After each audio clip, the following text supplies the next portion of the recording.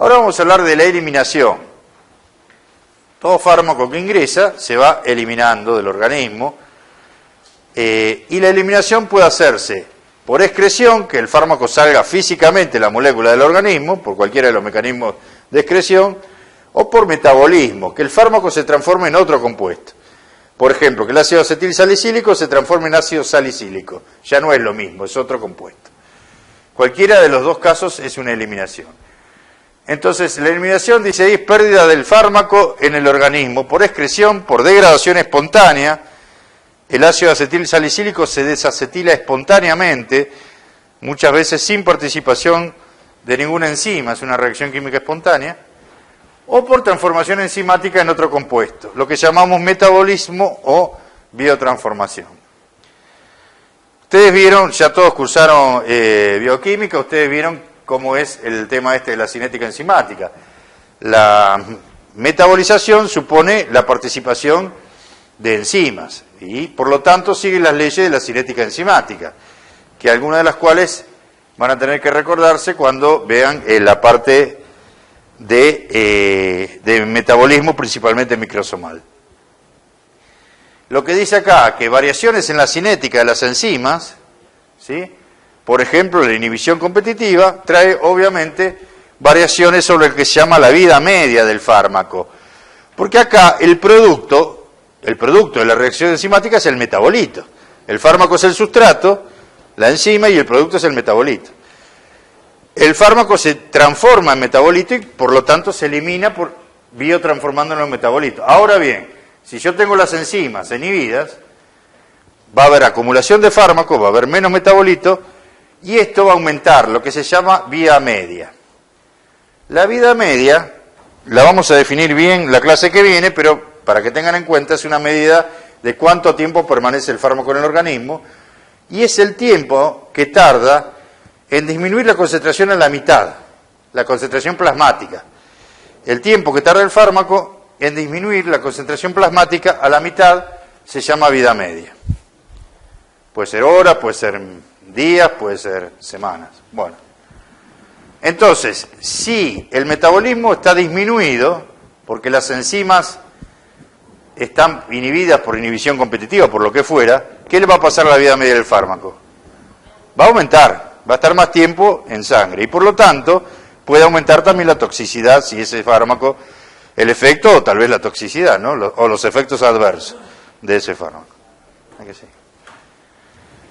Bueno, esto es simplemente para que recuerden que todo esto lo vieron en bioquímica, es muy similar a cualquiera de la glucólisis, si se quiere, o sea, es una cadena de compuestos, muchas veces el metabolismo de una droga sigue una cadena de compuestos, una ruta metabólica donde del fármaco original se va al metabolito A, del metabolito B, metabolito C y así sucesivamente. Lo mismo pasa con la síntesis de los fármacos.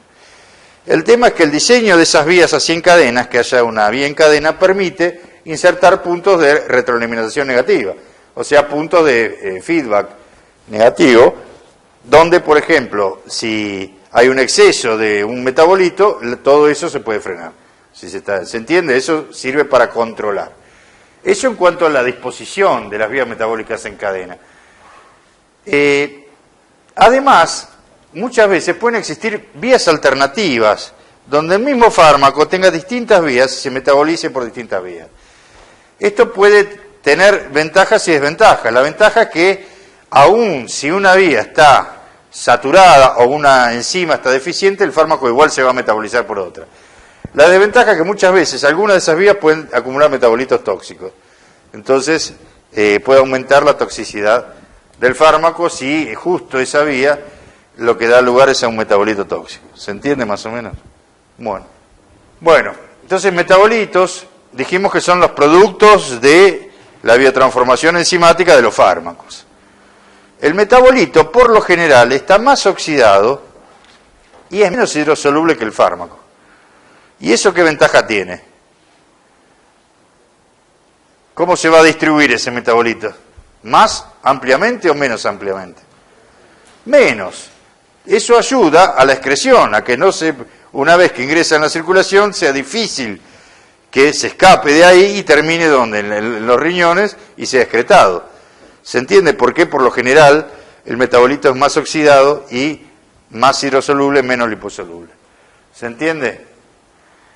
Bueno, como dice ahí, el sitio donde se metaboliza la mayor parte de los fármacos es en el hígado, pero también hay otros sitios donde se produce el metabolismo de fármacos. Por ejemplo, a nivel de los neurotransmisores, las catecolaminas, ¿a dónde se metabolizan? Sí, pero también en el mismo sistema nervioso, en la misma neurona, ¿qué hay ahí? ¿Qué enzimas hay que metabolizan las catecolaminas? Las monoaminoxidasas, las MAO, ¿no? Bueno, están a nivel mitocondrial ahí mismo, porque se necesita cortar la señal esa que produce el neurotransmisor, se necesita que se metabolicen lo más rápido posible ahí. Pero el sitio por excelencia es el hígado.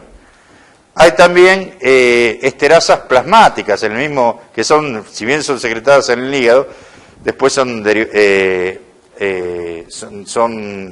liberadas al plasma, que metabolizan, hacen hidrólisis a nivel plasmático. Pero por lo general es el hígado el sitio de metabolización.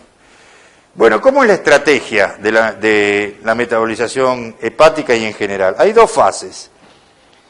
Una es una fase de hidrólisis y oxidorreducción que se llama fase 1. Hidrólisis, ustedes saben que una molécula grande, como ser una amida, si yo le pongo agua se divide, se parte, se cliva en una amina y un ácido. Mientras que un éster, si yo le pongo agua, ¿en qué componente se cliva? Se parte en un alcohol y un ácido. O sea, es agregar agua y partir la molécula en dos más chiquitas. Eso se llama hidrólisis, ¿sí? Y la oxidorreducción es simplemente agregar al compuesto, hacerlo más oxidado. Es decir, que el compuesto final esté más oxidado, menos reducido que el original, y eso se hace básicamente a nivel de ¿dónde? De los citocromos. Entonces, fase 1 son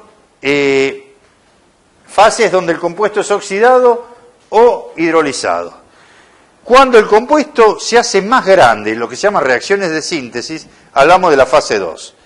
Por ejemplo, cuando la molécula del compuesto se conjuga con otra, como ser ácido glucurónido, como ser sulfatos, y se hace una molécula compleja, esa molécula compleja es un conjugado del fármaco original más otra cosa, eso se llama reacción de fase 2 o de síntesis, donde lo que se obtiene es una molécula más grande. En la fase 1 se obtiene una molécula igual o más chica, en la fase 2 se obtiene una molécula más grande. Glicina, glutatión, ácido glucurónido, se conjugan con el intermediario anterior. Esto es secuencial por lo general, hay excepciones. ¿Qué quiere decir? Que primero ocurre en una fase 1, donde se forma un intermediario que es muy oxidado, pero que también puede ser muy tóxico, porque puede tener radicales libres, puede ser peligroso. Y ese intermediario luego es conjugado con alguna de esas moléculas para que evitar, digamos, que esté circulando un compuesto inestable o tóxico o que libere radicales libres. ¿Se entiende? O sea, primero ocurre la fase 1 y luego la fase 2. Muchas veces, a veces no, pero muchas veces ocurre esto. Entonces, ¿se entiende la diferencia entre fase 1 y fase 2? Bueno, la fase 1 dijimos que las oxidorreducciones son hechas fundamentalmente por los sistemas del citocromo P450, se llaman CYP.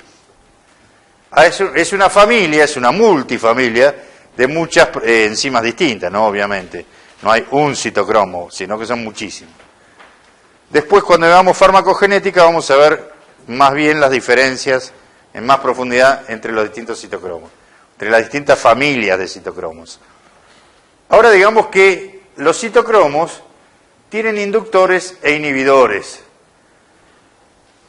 Fármacos que inducen al citocromo, hay muchísimos. De esto tiene una tabla que nunca, aparte de las tablas siempre hay que actualizarlas porque siempre se encuentra con uno nuevo y depende de qué tipo de citocromo. Pero por lo general, para que puedan hacer al menos los trabajos prácticos de esta guía, tengan en cuenta estos 4: fenobarbital, fenitoína, rifampicina y etanol.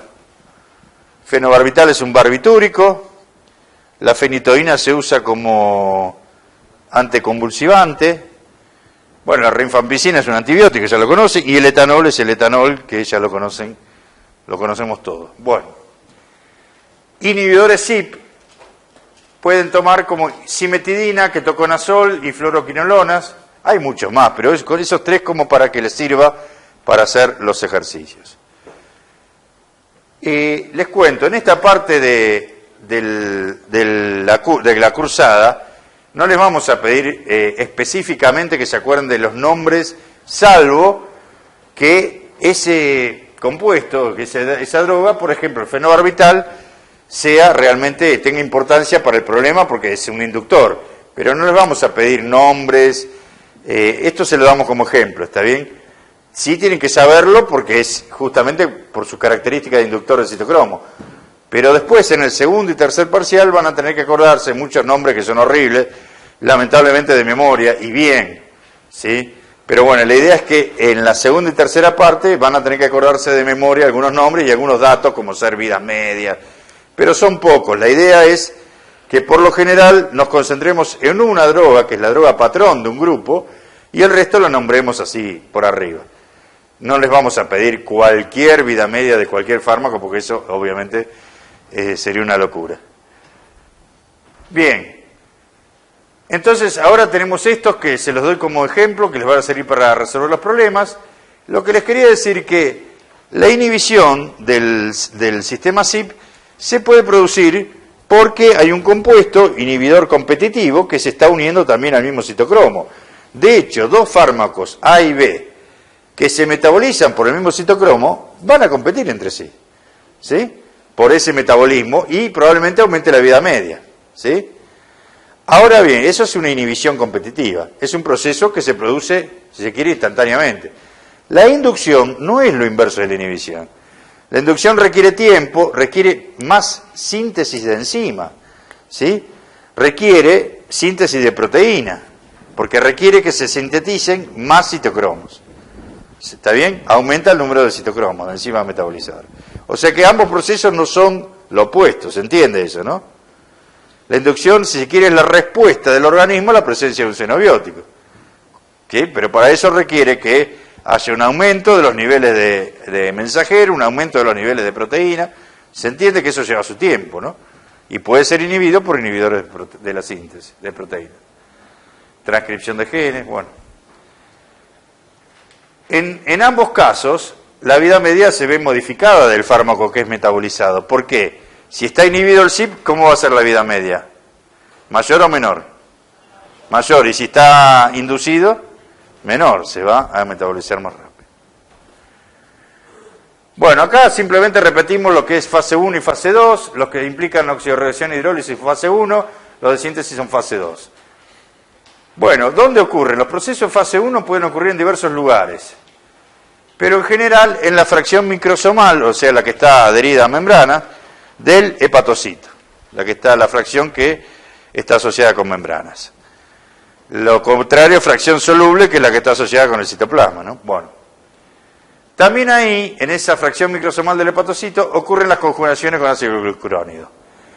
Mientras que las reacciones de fase 2 principalmente ocurren en la fase soluble o citoplasmática del hepatocito y no en la fracción microsomal. ¿Se entiende eso, no? La diferencia entre fracción microsomal y fracción... Bueno, eso ya lo saben ustedes de bioquímica. Ahora vamos a hablar una cosa de flora bacteriana del colon. Dijimos que los compuestos son metabolizados a nivel hepático, ¿en qué? Básicamente en una oxidación, una oxidorreducción y en hidrólisis, la fase 1 al menos, ¿no? Esos son los procesos que sufre un compuesto cuando es metabolizado en fase 1. Muy bien. Obviamente que los seres humanos y en general los animales y las plantas no tienen todo el sistema enzimático para hacer cualquier reacción. Por lo general nosotros hacemos más oxidaciones y menos reducciones. Las bacterias tienen una batería enzimática muy poderosa y pueden hacer reducciones que a lo mejor nosotros no podemos. A nivel del colon, la bacteria lo que puede hacer es lo que nosotros oxidamos, hicimos un metabolito más oxidado, volverlo a reducir y generar el compuesto original. O si hicimos una hidrólisis, ¿sí? Y el metabolito era un éster y lo dividimos en un ácido y en un alcohol, la bacteria puede volver a conjugar y volver a generar el compuesto original. Porque tiene la batería enzimática que nosotros no tenemos, que permite esto. La flora bacteriana del colon, además de tener enzimas que nosotros no tenemos y de poder metabolizar cosas que nosotros no metabolizamos, tienen la propiedad, algunas de ellas, de que pueden revertir y transformar el metabolito en el fármaco original. ¿Eso qué consecuencias tiene? Si la bacteria a nivel del colon está volviendo a reconstituir el fármaco original a partir del metabolito, ¿qué va a pasar si es reabsorbido por la mucosa del colon? En vez de excretarlo a nivel del tubo digestivo, vuelve a entrar en circulación. Eso es lo que se llama circuito enteriopático.